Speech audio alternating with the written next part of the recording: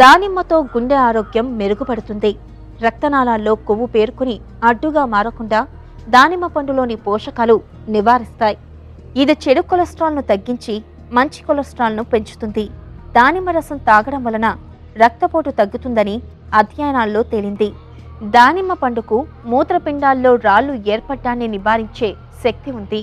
మూత్రపిండాల్లో రాళ్లకు కారణమయ్యే ఆక్సలేట్లు, కాల్షియం, ఫాస్ఫేట్ల సాంద్రతని తగ్గించి రాళ్లు ఏర్పడటాన్ని నిరోధిస్తుందని అధ్యయనంలో తేలింది.